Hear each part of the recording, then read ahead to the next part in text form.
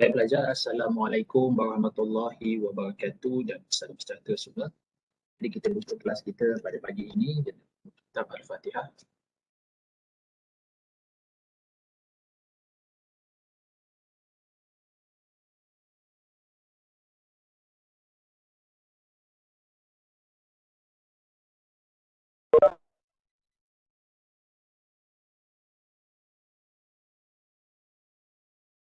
Baik pelajar, so pada pagi ini kita akan membincangkan kita rasa ini adalah model yang terakhir yang kita akan bincang. Sebab kita ada lebih kurang 4 model perlu ketahui dan beberapa ini kita belajar dalam career counselling ni. Kenapa kita belajar teori dan juga model ini adalah dia sebagai suatu kerangka ataupun kita punya orang kata framework lah untuk kita melihat bagaimana kita nak bawa klien kita ni dan bagaimana career counselling ni berjalan. Dan pelajar-pelajar sendiri telah ada pengalaman mengendalikan sesi counselling berjaya. Dan kita lihat bahawa bagaimana pelajar mengaplikasikan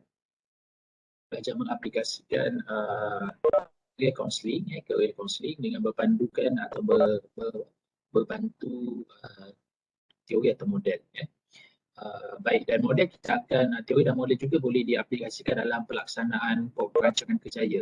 Dan fokus kita adalah kepada perancangan kerjaya remaja lah.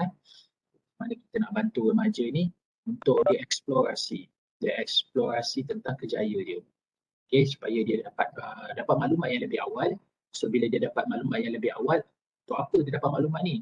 Untuk dia merancang, dan dia boleh merancang dan mencari sumber maklumat yang tambahan untuk dia dapat merancang kerjaya yang lebih sesuai untuk diri dia.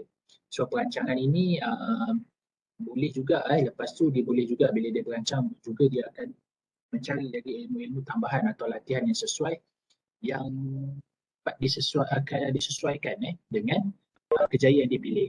Sebab setiap kerjaya ni dia ada personality dan juga latihan-latihan tertentu. Dan contoh kalau nak jadi ahli bomba lah kan, dia perlu ada latihan-latihan kecergasan, latihan-latihan menyelamat, pertolongan cemas, begitu juga dengan doktor, dengan kaunselor. Jadi mereka perlu didedahkan dulu dengan maklumat awal supaya mendapatkan peran, dan akhirnya dengan maklumat tadi itu dia akan menambah lagi pengetahuan untuk dia meneroka kerjaya dia minati. Dan apabila dia memasuki alam kerjaya, perkara utama apabila dia sudah merancang, maka dia akan melaksanakan dengan lebih bersistematik. Dan kita harapkan dengan yang adanya kerja dalam sesuatu kerja yang dikatakan kerja ini adalah sebahagian daripada kehidupan manusia, maka dia akan jadi lebih satisfaction, kurang tekanan kurang tekanan sebab dia sudah bersedia. Contohnya kalau kita masuk Dewan Peperiksaan tanpa kita bersedia dengan bersedia, kan tekanan kan berbeza. Kalau kita masuk Dewan Peperiksaan dengan keadaan kita sudah bersedia, mungkin kita akan ada tekanan tapi kurang sikit lah berbanding dengan mereka yang masuk Dewan Peperiksaan tanpa ada persediaan yang cukup. Itulah yang kita nak bagi pendedahan kepada klien. Dan paling penting dalam kaunseling kerjaya adalah kita mengenali diri kita secara subjektif dan juga objektif. Subjektif ni apa? Secara mungkin pandangan orang lain terhadap kita, kita pernah memasuki apa-apa pertandingan, lepas tu bila kita masuk satu pertandingan tu kita lebih menonjol dengan satu pertandingan tu kalau kita berapa tua. Jadi itu kita boleh buat perbandingan secara subjektif. Manakala kita juga boleh buat secara objektif. Secara objektif macam mana? Melalui nilai inventory, personality, kita berbicara dengan kaunselor. Jadi kita lebih keyakinan. Kita kalau seorang individu tu apabila dia jumpa seseorang yang pakar kita kata kita lah sebagai profesional, sebagai kaunselor, dan kita mengiyakan dengan dia, jadi dia akan lagi tambah keyakinan. Dan sesuatu perancangan ataupun pelaksanaan tu dia bukan keyakinan. Keyakinan ni penting. So hidup manusia ni perlu ada belief. Belief. Kalau tak ada belief, hidup dia akan sentiasa cepat memudah putus asa. Dan mudah putus asa ni akan membuatkan kita mudah murung. Mudah murung, sedih. Sebab kita tak letakkan harapan. So bila kita meletakkan harapan sebab kita yakin, jadi ini akan membuatkan hidup kita akan sentiasa lebih bersemangat. Itu salah satulah falsafah dia. Baik, Raja, hari ini kita akan bincang lagi satu model iaitu kita panggil model kognitif information processing. So kita kongsi slide.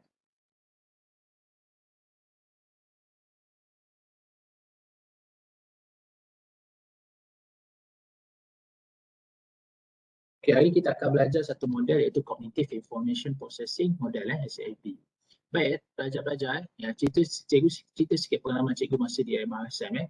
Pelajar MRSM ni adalah pelajar selected student lah, yang mana telah menjaring, dia telah disaring lah. Maksudnya dia ada kecenderungan, dia kena jawab ujian lah, ujian kecenderungan Math dan Sains. Dia ada ujian dia. Dia panggil UPP lah, ujian kemasukan UKPP, ujian kemasukan ke UMRSM, UK, mana dia akan ada ujian. Dan dia ada ujian-ujian di samping ujian kecenderungan sains, matematik, keusahawanan dan juga sasiah. Jadi ialah ujian lah kita jawab, dan lepas kita jawab kita pilih student tu. Dan bila masuk MRSM ataupun Mata Rendah Sains Sembarang ni, mereka akan disalurkan dalam bidang dalam bidang bidang sains stream ataupun STEM lah. Sains, teknologi, engineering, maths, STEM. Tapi bila kita buat Holland, jadi bila kita buat teori, kebanyakan mereka ini cenderung daripada sosial. Mereka tidak ada investigatif yang tinggi. Jadi adakah perlu kita suruh dia tukar daripada MRSM? Dia dah masuk MRSM kan, dia kata, oh awak tak sesuai sebenarnya masuk MRSM ni. Ini MRSM ni untuk menjadikan kerjaya dalam bidang sains, teknologi, engineering, maths. Kamu tidak ada kecenderungan itu. Jadi saya sarankan awak berhentilah daripada MRSM ni, pergi sekolah biasa. Adakah itu langkah yang bijak? Itu persoalan yang cikgu bermain masa cikgu menggunakan ujian SDS ni. Okay? Dan kebanyakan boleh dikatakan setiap sekali kemasukan pelajar, bila kita buat ujian SDS, kebanyakan pelajar-pelajar MRSM ini menunjukkan, terutama golongan Bumi Putra, Melayu Bumi Putra ini menunjukkan mereka cenderung ada S yang tinggi, sosial yang tinggi dan juga artistik. Ada conventional, jarang, tak ramai sebenarnya investigatif ni. Jadi adakah kita perlu beritahu dia bahawa dia perlu berhenti sebab dia tak sesuai ambil aliran sains? Jadi itu bukan satu langkah yang bijak. Jadi perlu kata Cik Saiful masa kita jemput Indra Sitok tu, apa yang dia bagi pada kita bahawa kita tidak boleh gunakan satu instrumen saja sebab dia akan ada bias dari segi culture kan. Jadi pelajar-pelajar yang cemerlang, gifted dan talented ni lah kalau ikutkan dari segi pengukuran dia lah. Jadi mereka ni kita kena mantapkan dari segi Cognitive Information Processing Model. Okey. Contoh macam ni, cikgu bagi contoh.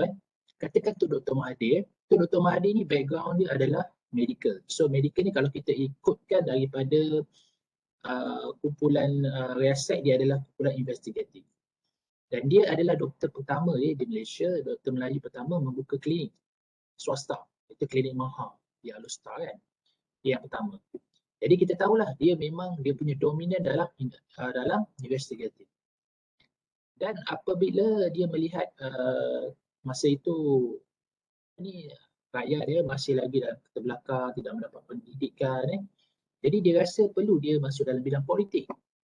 So bila dia masuk bidang politik, sebenarnya politik ni adalah kalau kita tengok dia mesti tinggi dalam bahagian enterprising dan juga sosial kan. Mesti ada sifat boleh mempengaruhi orang, ahli politik kan. Mesti kena pandai bercakap untuk mempengaruhi pengundi rakyat untuk menyampaikan mesej dan juga sosial lah. Dia kena pandai bersosial kan. Kalau tak boleh bersosial susah juga orang nak kenal dia. Jadi dia masuk. Dan dia berjaya menjadi seorang ahli politician yang bagus. Dia dapat bertahan selama 23 tahun dengan mengekalkan majoriti 2/3 dalam politik. Sekarang tak ada dah ada majoriti itu dah. Tak ada ahli politik dah.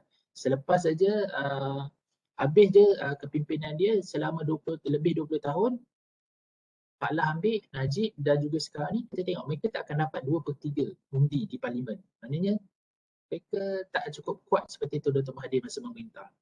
Jadi persoalan yang timbul di sini, kalau kita ikutkan kepada riaset Holland, kalau sosial kan bertentangan, interpretasi kan dia bertentangan dengan investigatif. Kan dua benda tu kan bertentangan. Kalau kita tengok tu kan, sangat bertentangan. Tapi kenapa Tun Dr. Mahathir boleh menjadi seorang doktor yang bagus dan juga boleh menjadi ahli politik yang bagus? Oleh itu, bagi mereka yang mempunyai kepintaran yang tinggi ataupun kecerdasan yang tinggi, kita menolak teori Holland ini. Menolak teori ini digunakan dan dijadikan sebagai panduan kepada pelajar-pelajar yang pintar dan cerdas. Oleh itu, kita memilih Cognitive Information Processing Model berdasarkan kepada kehendak demand masyarakat.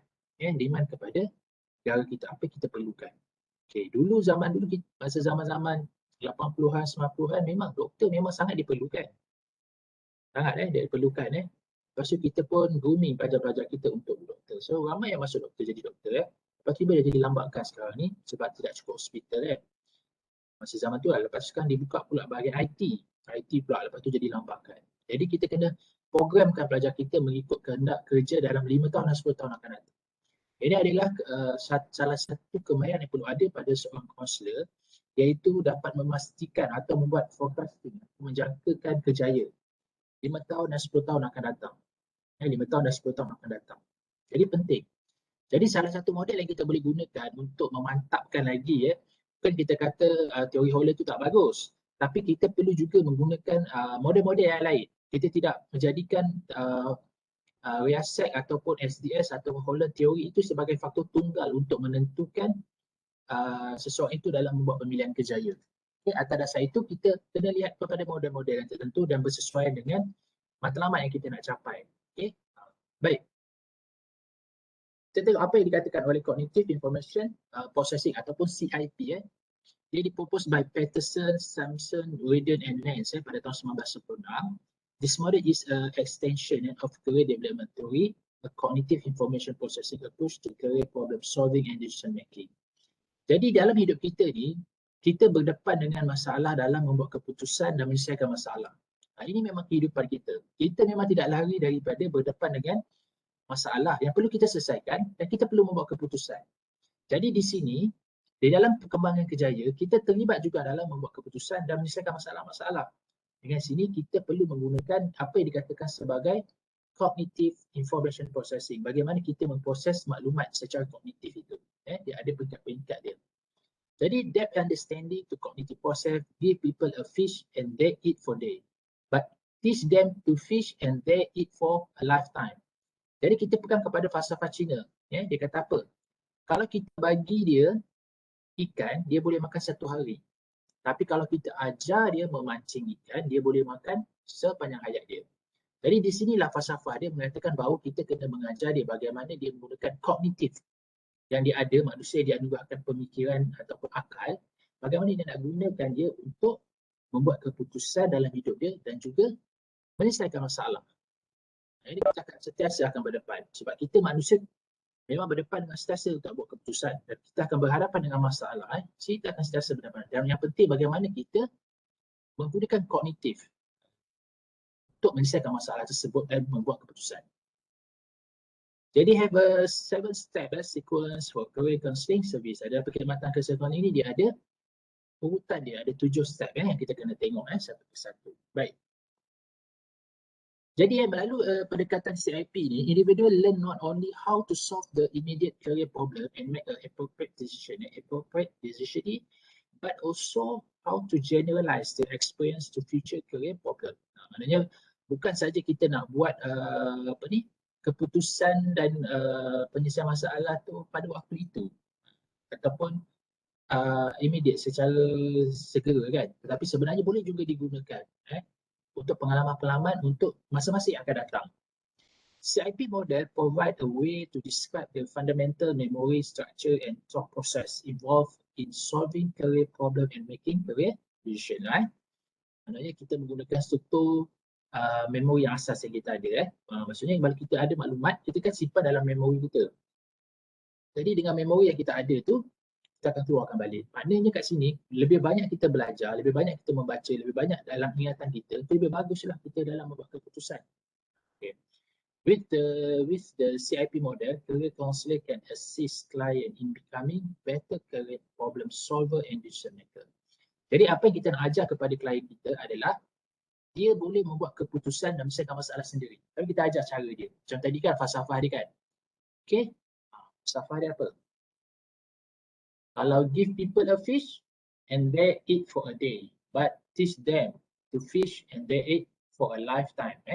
Jadi kalau kita bagi dia ikan, dia mungkin makan yang satu hari, tapi bila kita belajar dia memancing ikan, dia akan makan untuk sepanjang hayat dia. Itu maksud dia. Okay, ini adalah information processing for career decision making is a conceptualized within this model as a hierarchical system consists 3 domain. Dia ada 3 domain yang utama. Okay, maksudnya dia ada 3 domain. Okay, ataupun mengandungi 3 benda yang utama dalam CIP, iaitu knowledge, decision making and executive processing. Okay. Pertama sekali kita tengok dalam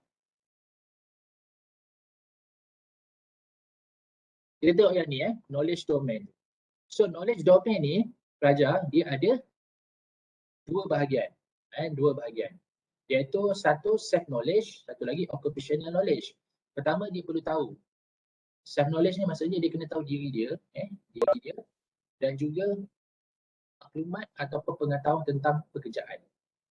Yang ni kalau kita tengok knowledge domain ni kita dah belajar dalam teori, banyak teori yang menyentuh benda ni kan. Asas iaitu teori threat and factor daripada Van Passen. Lepas tu Holland pun ada buat juga 6 kategori. Maknanya dia nak bagi tahu, okay, ni self knowledge you. Kalau kata Holland, self knowledge dia ada riasan.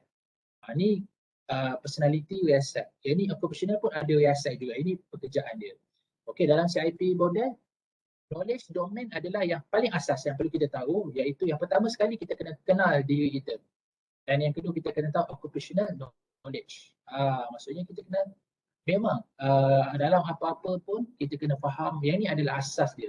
So asas dia mestilah pengetahuan berkaitan dengan diri dia dan juga occupational. Yang ni kita kena faham, maksudnya kalau knowledge ni kena kita cakap tadi tu boleh kita ukur melalui subjektif ataupun kita boleh gunakan juga objektif, iaitu menggunakan inventory tertentu.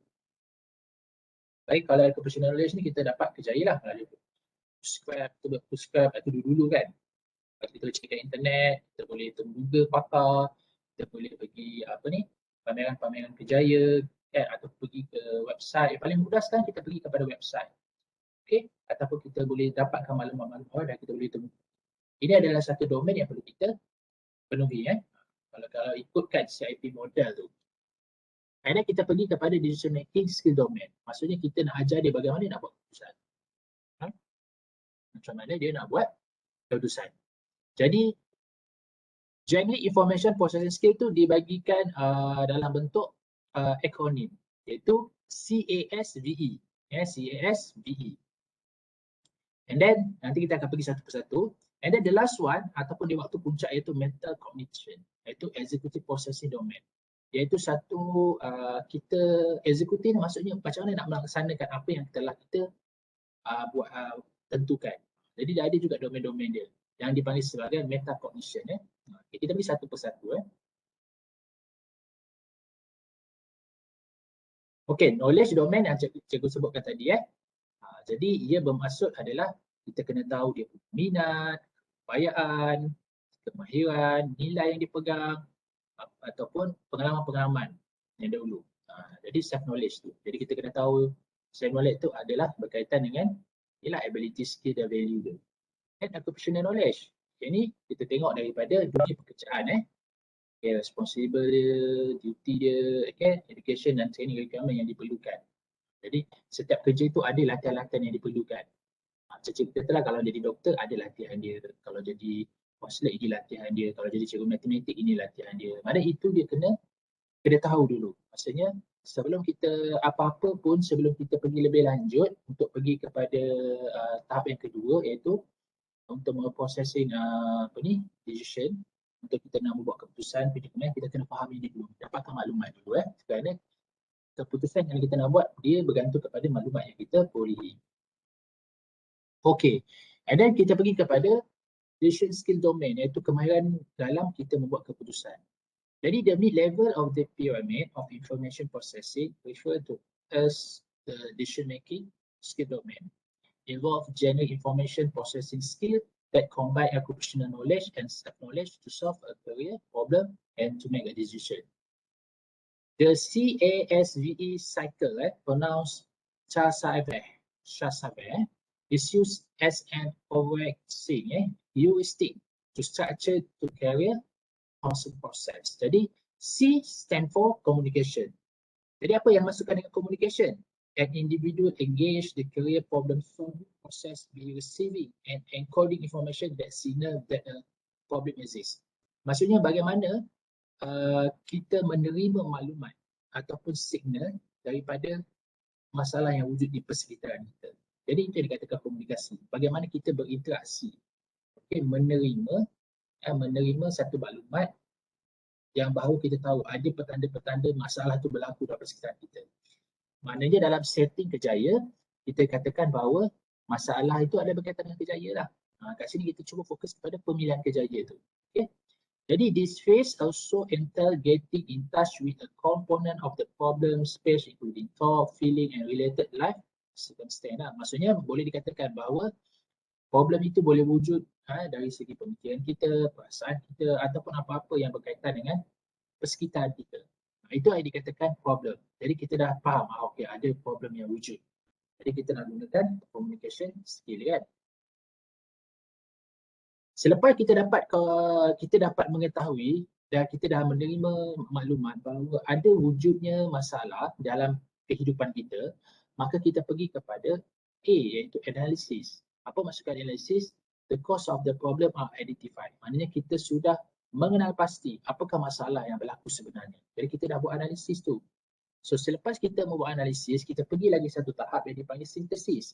Sintesis maksudnya possible cause of action to eliminate, to get or formulate. So the creation of possibility, synthesis, evaluation and then narrow word synthesis, crystallization to a management set of variable alternative. Maksudnya kita dapat tahu apakah kemungkinan masalah-masalah yang berlaku tu. Okay, kita elaborate. Okay, apakah tindakan-tindakan yang kita boleh lakukan, kita nak dapatkan gap ni, maksudnya kita sudah mula cerita satu macam alternatif. Okay, dia daripada yang besar patut kita kecilkan. Kita kecilkan masalah tu supaya dia lebih berfokus. Dan kemudian kita masuk kepada tahap valuing. Each course of action or alternative is evaluated and prioritized according to its likelihood of success, removing the gap and its probable impact on oneself, significant other, culture group and society. Maksudnya kita menilai, kita letakkan penilaian apa yang menjadi keutamaan lah. So tadi ada masalah, kita tak keutamaan masalah tersebut. Kita tak ada keutamaan dia supaya kita dapat lihat, oh ni masalah dia. Okay.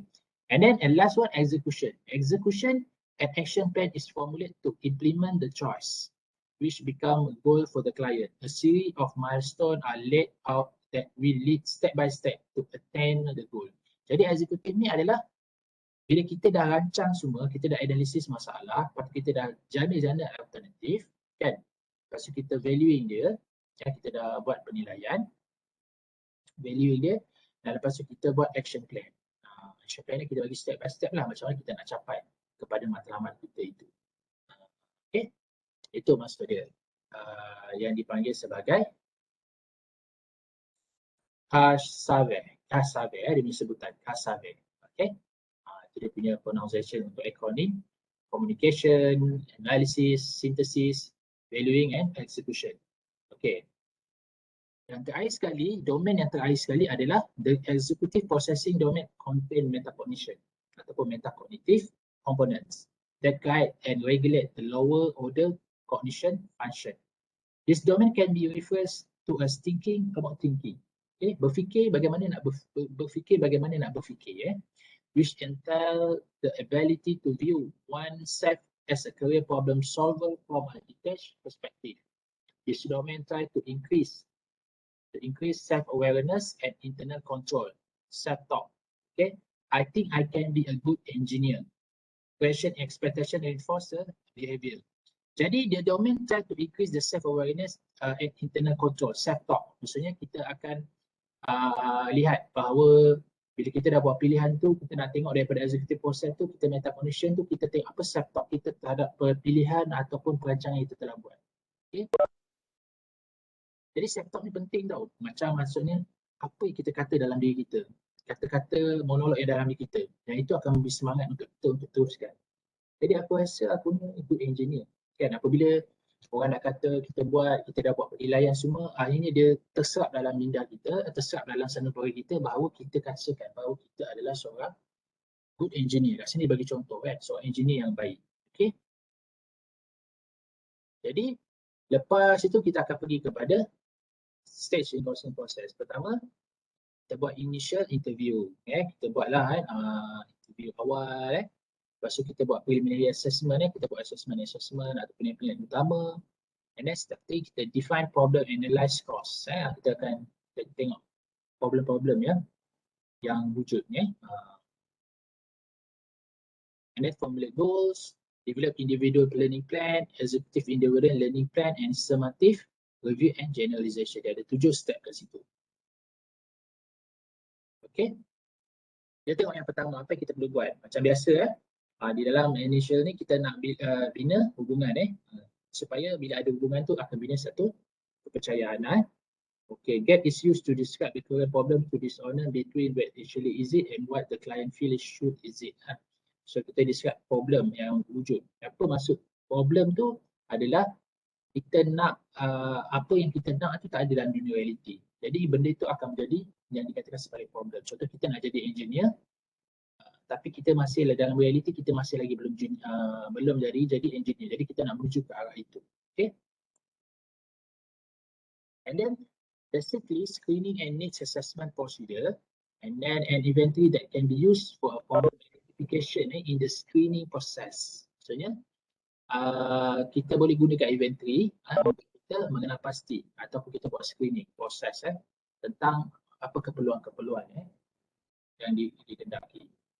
And then define problem and analyze cause. Require consider and client to identify probably cause of that and subsequent problem. For example, a client who cannot make a decision between two plausible choice might need individual counselling to clarify life role or other important units. Kat sini dia mungkin ada pilihan, dia banyak pilihan, sama ada nak jadi doktor ataupun nak jadi farmasis. Dia ada 2 pilihan. Jadi nak tentu mana pilihan yang terbaik bagi diri dia. Jadi kadang-kadang dia boleh jumpa kepada kaunselor. Collaborative interaction between client and counselor is an important relationship that foster problem identification.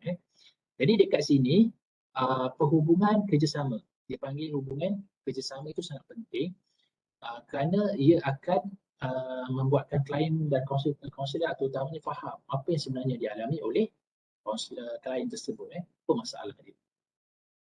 Ini sebagai contohlah formulate goal. Jadi individual counselling. Jadi dia buat macam ni. Pertama apa? Individual counselling, dia pergi jumpa counselling ke. Boleh yang ni pertama, ni goal kedua. Lepas tu dia buat sequence dia buat priority dia apa. Lepas tu apa purpose outcome dia. Ini salah satu contoh yang boleh kita lakukan.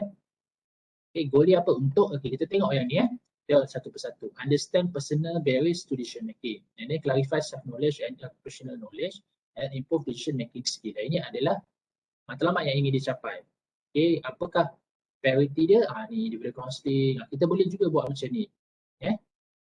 Kita juga boleh buat form macam ni untuk bantu. Untuk bantu klien kita dalam menentukan berjaya.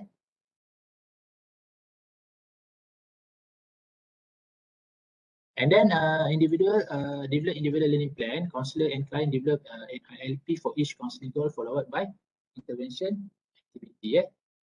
ILP macam yang ni lah. Ni yang kata tadi ILP ni. Okay, dia cikgu besarkan Dia cikgu besarkan. Learning activity include ILP can also be structured module that's contain objectives, set down test, alternative learning activity. Dia macam ni. ILP ini adalah satu contoh yang kita boleh bantulah kepada klien kita. Mana priority dia nak letak goal.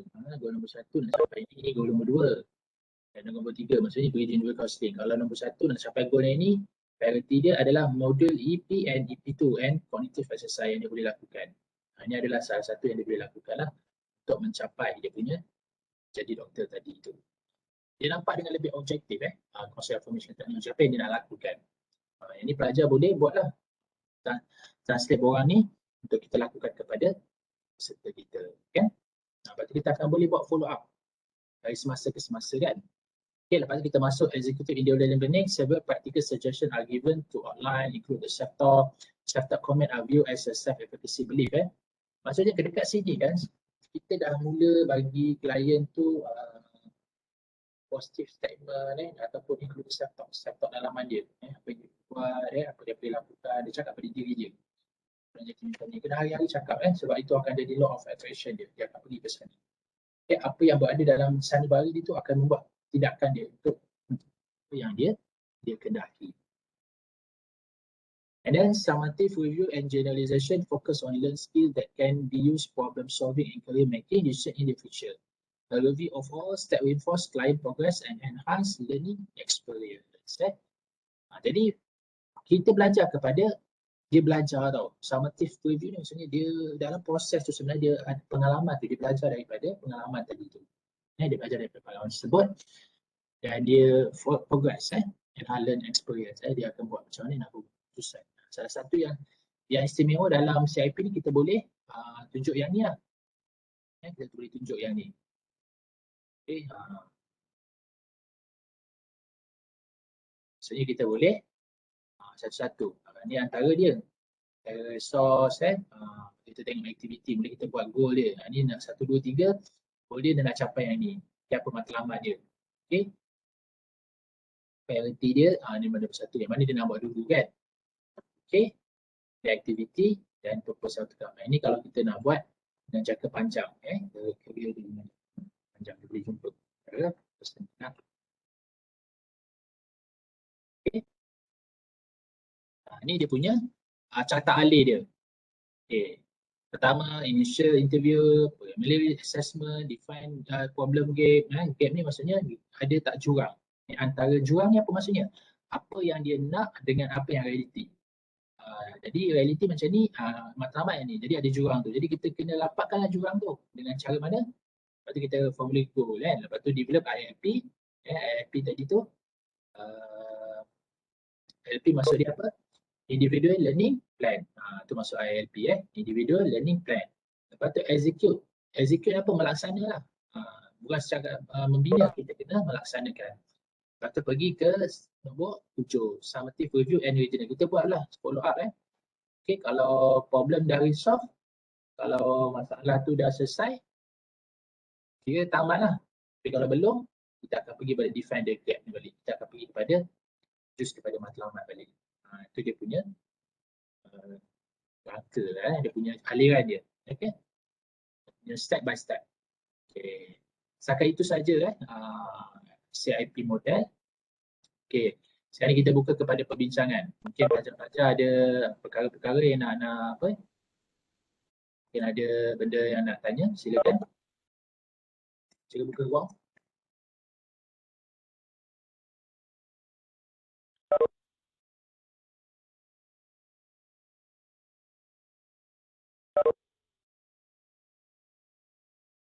Silakan kalau ada soalan.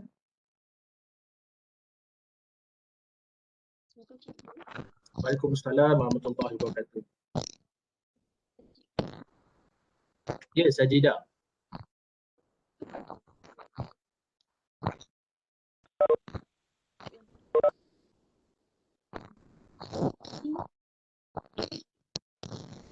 Tak jelas tak Sajidah? Okey. Terputus. Hello. Hello. Dengar kan cikgu? Okey, dengar jelas. Okey cikgu, sebenarnya saya kurang faham sikit step 5 tu. Step 5 Okey, depan awak ada nota kan? Ada cikgu. Ada Okey, tak apa kita tengok. Oops. Sekejap cikgu kongsi slide. Slide lah suruh boleh tengok. Dan step 5 ni develop individual learning plan. Yang ni kan, develop individual learning plan ni, yang ni lah kita buat. Ni. Yang ni kita buat yang ni. Ni orang dah ada kan. Orang dah ada, jadi kita buat maksudnya pertama kita tentukan matlamat dia kan. Lepas kita tentukan matlamat dia, lepas tu kita buat goal, priority, activity dan purpose. Macam tu. Inilah maksudnya kita gunakan ILP, Individual Learning post plan itu maksud dia. Boleh dia kasi Sajidah?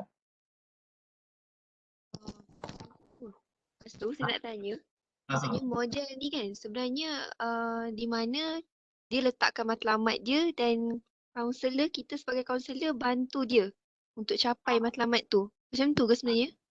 bantu dia dalam dia membuat keputusan. Contoh kan nanti contohnya okey, Sajidah ada tak klien cuba bincang kita buat contoh klien yang datang. Bagi satu situasi nanti cuba akan ajar. Situasi macam mana? Ada tak sebelum ni dah buat dah sesi kaunseling? Ada. Okey, apa matlamat Kalau yang dia nak yang capai?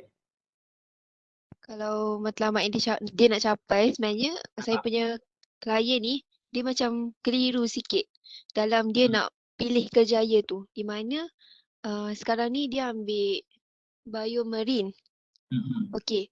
Dan dia kata lepas dia habis kerjaya tu, dah habis belajar ni lah, dia nak sambung dalam bidang kos dia tu. Tapi Dia dalam masa yang sama dia minat dalam bidang kepolisan. Tapi dia kata dia macam letakkan dia nak pilih nak pilih bidang kos tu sebab dia rasa macam benda tu lagi mudah. Sebab dia kata dia dah bazirkan 3 tahun untuk dia belajar benda tu. Jadi kalau dia biomarine tak lah. pergi Maksudnya apa dia? macam tu nak confirm balik maksudnya klien awak ni dia Mhm. minat dia sekarang ambil kursus biomarine. Aha. Sekarang pada masa sama dia ada minat polis juga Aha, betul. okey boleh teruskan. Jadi bila saya tanya dia, dia kata dalam masa sama dia macam keliru lah sebab dia rasa macam dia nak pilih ke arah kursus itu. Sebab dia rasa satu kursus ni adalah satu kursus yang baru dia kata, and then peluang pekerjaan tu kira macam besar lah. Dan dia kata sebabkan dia dah belajar benda tu 3 tahun, jadi kalau dia tak pergi ke bidang tu dia rasa macam membazir. Macam rugi Ah, lah kan. rugi. Lepas, Tapi lepas tu yang dalam masa yang kepolisan sama, dia ni kalau saya buat ujian SDS dengan dia, dia punya sosial pun tinggi. Dan dia pun hmm, akui yang sebenarnya sebab dia kat sini pun dia masuk suksis. Sebab dia minat hmm, benda tu kan. Tapi dia pun tak hmm. tahu dia kata macam mana. Ah, Sama ada dia just follow the flow dia kata. Okey, baguslah kalau macam tu. Maknanya dia pertama sekali dia ada matlamat. Tapi dia ada matlamat yang mana matlamat dia tu dia ada dua benda. Dua benda. Jadi perkara dua benda yang seronok, dia akan dia akan buat klien tu dilema tau. Sebab nak buat mana satu yang pilih. Jadi kalau kita ikut apa ni, kalau kita tengok balik dalam model apa ni, kalau kita nak ikut apa ni, CIP ni kita akan pergi yang bawah sekali. Dia kena tahu diri dia dan occupational knowledge. Maksudnya dia kena jelas bahagian knowledge domain tu. Maknanya self knowledge tu awak bagi dah dia. Awak dah buat dah ujian kan.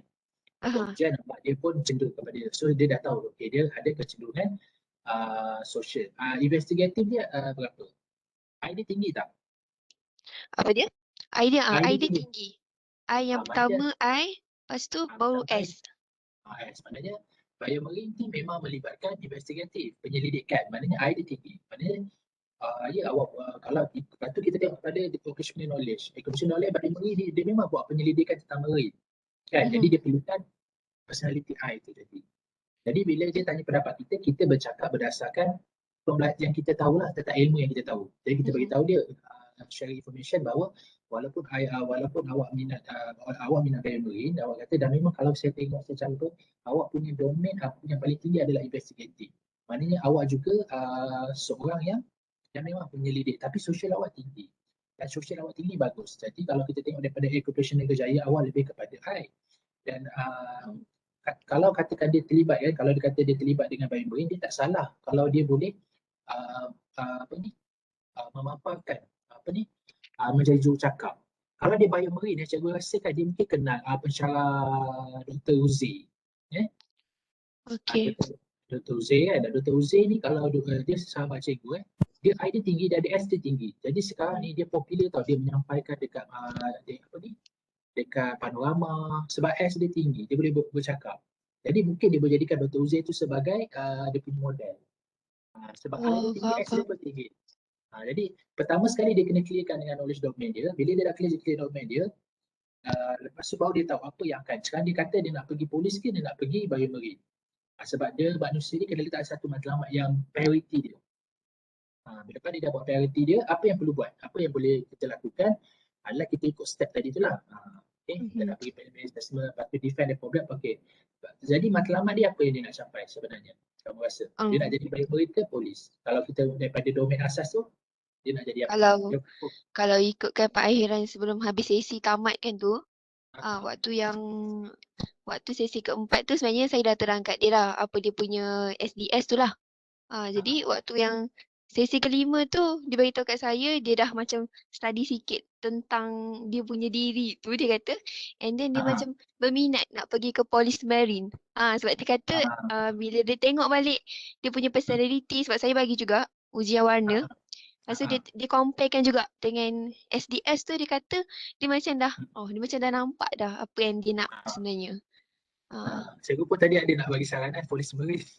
Itulah dia sendiri yang bagi tahu kat saya benda tu waktu yang sebelum kita orang tamatkan sesi tu. Jadi nampaklah sebenarnya. Jadi bila dia kata polis Marine, kalau dalam CIP, kalau kita nak teruskan sesi dengan dia, kita boleh buat ILP dengan dia. ILP ni apa ni? Kalau kita tengok sini kan kata nota ILP ni maksudnya kita bagi dia okey matlamat dia apa sekarang dia. Dia dah tentukan pertamanya adalah untuk menjadi polis Marine contohlah. Lepas tu goal dia atau yang kedua kalau kedua matlamat dia adalah katalah dia nak sekali dia dah ada matlamat yang satu lah iaitu polis Marine. Lepas tu letaklah apa yang dia perlu lakukan. Okey, pertama dia jalankan individual counselling dengan awak kan. Dia dah buat. Okey, tu dah letak dah priority yang pertama. Yang kedua, dia mungkin pergi ke website untuk mencari explore lagi berkaitan dengan polis Marine. Yang ketiga, mungkin dia boleh jumpa pakar ke. Jadi kita bagi dia borang tu. Kan goal tu dengan priority tu. Apa yang dia perlu lakukan. Itu yang maksud nombor 5 tu.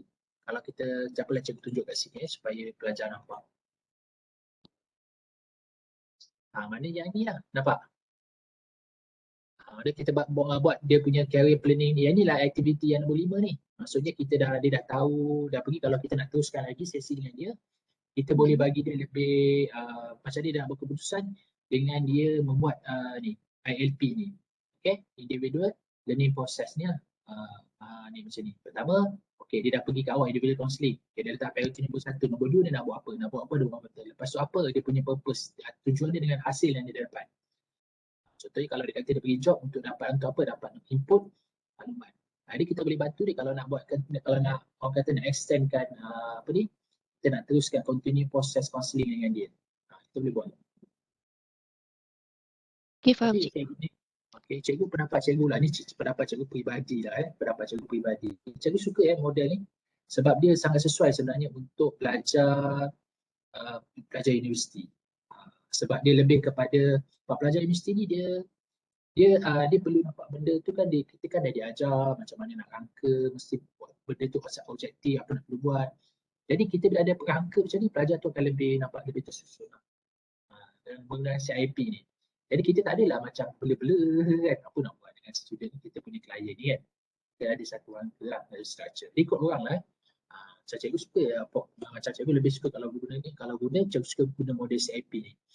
Cikgu nampak kalau pelajar-pelajar gifted talented macam awak ni yang universiti ni, kita boleh gunakan ni. Kita buat satu nanti kita buat dalam bahasa Melayu, okey buat apa yang nak buat. Jadi dia tahu bila dia keluar daripada counselling tu dia dapat something. Pertama tadi bila dia buat dengan Sajidah dia dah tahu dah ni personality aku sebenarnya.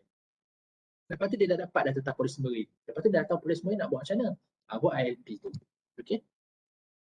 Dia akan lebih jelas Okey bagus, terima kasih Sajidah. So seterusnya ada lagi soalan silakan.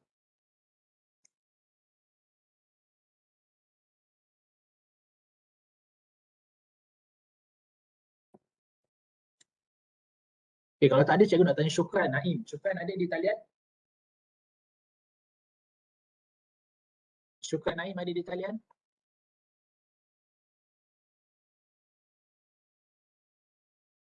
Okay, cikgu rasa Syukran masuk awal.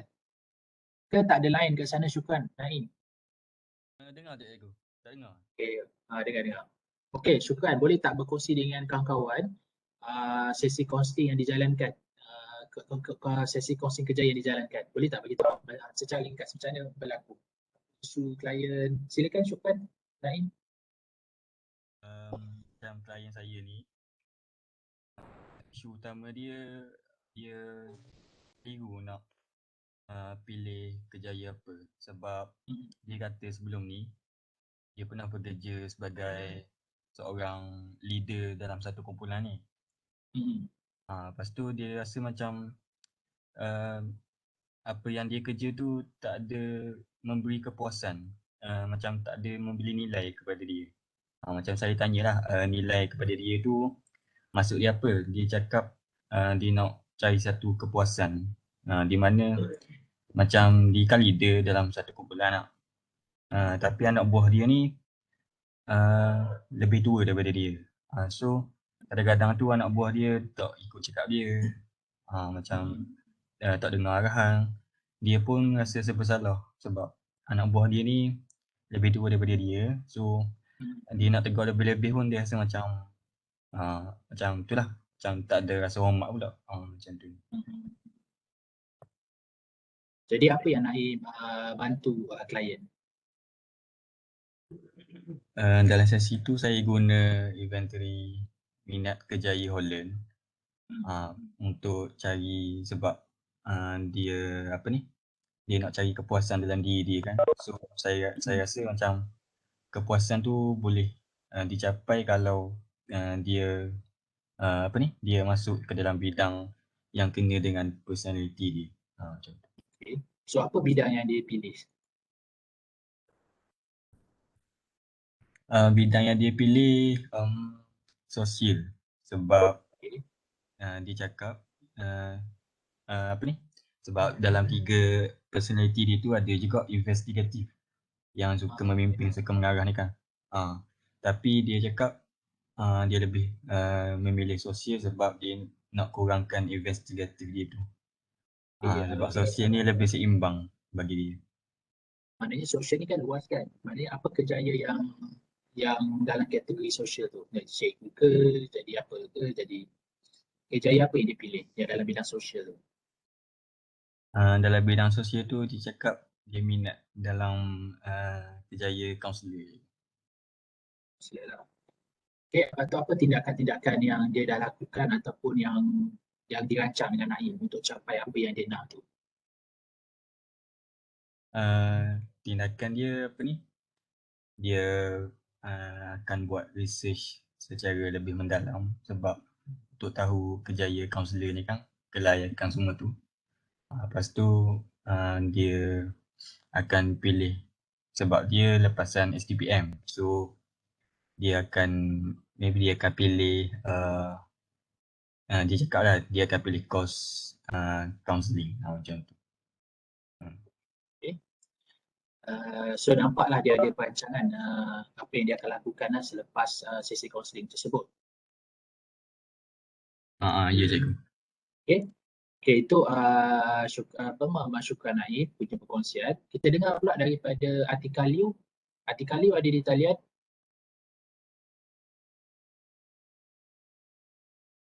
Atika ada di talian, Atika Liu.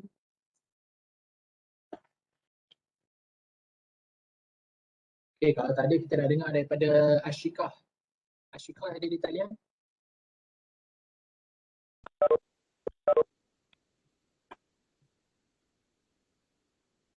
Okay, Ashika tak ada. Kita dengar daripada Nur Kamalia. Nur Kamalia ada di talian. Ada cikgu. Okey, Kamalia, boleh tak berkongsi sikit dengan kawan-kawan, dengan cikgu sekali, macam mana awak menjalankan proses kaunseling kerjaya dengan klien? Kalau yang itu saya guna model person environment fit. Okey, boleh tak berkongsi dengan cikgu macam mana awak jalankan? Okey. Kalau sesi pertama tu kan intake IV tu, saya menjalankan hubungan dululah dengan klien untuk bina kepercayaan dulu. Okey, lepas tu kalau macam sesi yang kedua tu, saya jalankan inventory sebab kalau klien saya ni dia nak matlamatnya dia nak jadi pegawai psikologi dekat bahagian hospital. Okey. Okey, lepas tu sebelum ni dia mohon sebelum dia masuk U lah dia mohon dia berminat dengan pengajian bahasa Melayu. Dia nak jadi cikgu. Tapi dia tak dapat kan. course tu. Lepas tu saya buat inventory holding tu sebab saya nak tengok lah kan pendidik ni kan di bawah sosial. Kalau dia tak dapat jadi cikgu pun, tapi pegawai psikologi tu pun di bawah sosial juga. Maksudnya macam lama kelamaan minat dia dalam bahagian psikologi tu semakin dalam jugalah lepas dia dah belajar selama ni. Okay, lepas tu kalau macam sesi ketiga tu, saya buat macam alternatif sebab dia ada kaitan dengan generic analisis PEF tu. Macam klien saya buat pilihan lah sama ada selepas ni dia akan bekerja untuk cari pengalaman ataupun dia akan sambung belajar lagi dekat bahagian psikologi, bahagian master. Sambung lagi lah selepas ni. Lepas tu kalau sesi keempat tu buat penetapan matlamat, klien saya dia bercadang untuk sambung belajar dahulu. Lepas tu sesi kelima tu saya buat penamatan lah. Saya tanya dia lah macam apa perkembangan dia. Klien saya ni dia jelas lah dengan apa yang dia letakkan.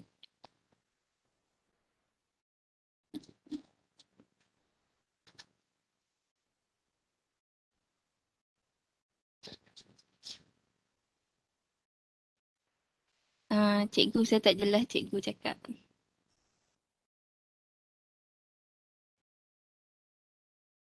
Oh, setelah apa ni pelajar apa ni klien awak berjumpa dengan awak, jadi dia dah jelas apa yang dia nak buat lah selepas tu. Ya. Okay, terima kasih atas perkongsian. Kita tengok yang lagi pula. Lori masuk atau keluar kan?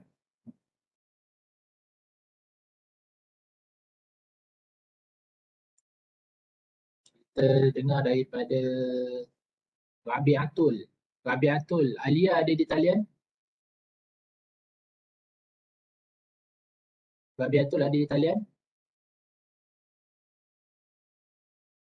Ada, kita ambil Syafiqah lah. Syafiqah ada di talian, Syafiqah. Syafiqah ada di talian? Ada cikgu. Okey, Syafiqah. Boleh tak Syafiqah berkongsi dengan kawan-kawan? Ni Rabiatul ke Syafiqah ni? Rabiatul eh? Oh, Rabiatul. Cuba Rabiatul kongsi dengan kawan-kawan apa yang Rabiatul dah lakukan dalam sesi kaunseling Kejaya. Melalui sesi tu, klien saya ini dia memang dalam bidang sosial. Tapi dia tak minat sangat untuk jadi, sebab klien saya ni pelajar kaunseling. Dia tak minat sebenarnya kaunseling ni. Dia nak cikgu. Dia nak jadi cikgu. Tapi dia cakap sebabkan dia dah dapat kaunseling ni, dia just follow the flow je. Okay. Lepas tu saya guna teori Holland untuk confirmkan memang minat dia tu dalam sosial. Jadi saya bila dah dapat keputusan tu, saya bagi tahu dia walaupun tak dapat jadi cikgu, tapi kaunseling ni boleh bantu dia sebab memang minat dia tu ke arah sosial.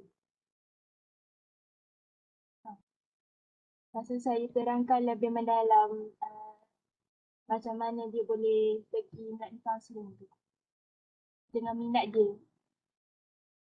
Lepas tu apa yang awak guna apa-apa inventory tak untuk bantu dia? Saya guna Inventory apa yang awak gunakan? SPS. So apa yang klien capai? Minat yang pertama dia memang sosial. Sosial dia tinggi daripada yang lain. Perbezaan yang pertama dengan yang kedua tu memang ketara lah juga.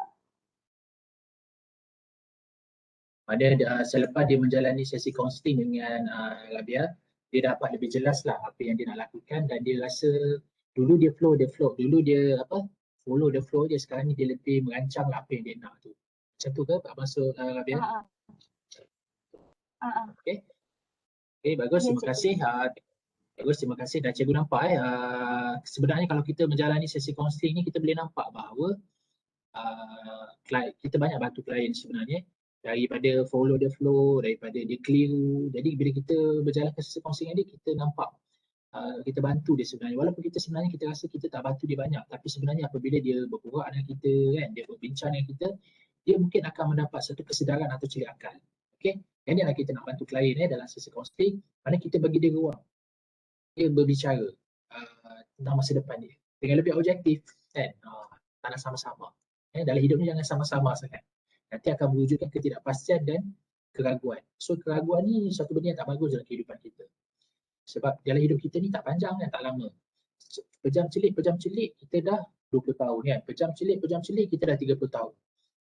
Pejam celik kita dah 50 tahun. Pejam celik tak celik-celik lagi dah. Jadi kehidupan kita ni perlu diisi dengan benda-benda yang manfaat. Tapi perlu ada perancangan. Dan kadang-kadang perancangan tu kita perlu bantuan lah. Bantuan daripada profesional pakar. Jadi pelajar-pelajar perlu mengiktiraf pelajar ni adalah seorang profesional. Pelajar adalah orang profesional dan pakar. So bila pelajar self-talk dah cakap macam tu, jadi dia akan bawa pelajar untuk sentiasa nak mempertingkatkan ilmu. Jadi mulai hari ini, kita cakap pada diri kita, aku adalah ejen perubahan, aku adalah orang yang membantu. Aku adalah profesional dan aku adalah pakar dalam membantu orang. So hari-hari kita cakap dalam diri kita, kan? Jadi kita akan membawa kepada pemikiran kita dan tingkah laku kita. Jadi kita akan jadi pelajar yang cemerlang, kita akan belajar bersungguh-sungguh untuk pastikan bahawa kita akan capai tahap yang kita ni profesional. Apabila kita bantu orang, kita akan pastikan klien kita akan mendapat manfaat. Bukan jangka masa macam bagi ikan tu. Bukan macam bagi ikan makan tu. Tapi kita ajak klien kita macam mana nak memancing ikan. Dan akhirnya klien kita ni boleh meneruskan kehidupan, kelangsungan hidup kerana dia telah tahu macam mana nak proses nak membuat keputusan dan menyelesaikan masalah tu. Itulah target kita ya pelajar. Baik, cikgu rasa cukup setakat ini. Sebelum cikgu tutup ni, ada apa-apa soalan tak? Kalau mungkin ada ke soalan-soalan yang masih lagi tidak jelas, boleh berkongsi? Ada soalan? Okay, kalau tak ada, nanti bolehlah berhubung dengan Arif untuk sampai pada cikgu. So, 10/6 jangan lupa untuk upload individu dan juga assignment kumpulan kepada Arif dan juga dalam e-learn lah. Okay, kalau tidak ada, kita tundakan kita punya perjumpaan pada pagi ini dengan tasbih kifarah dan suratul As. Subhanakallahumma wa bihamdika asyhadu an la ilaha illa anta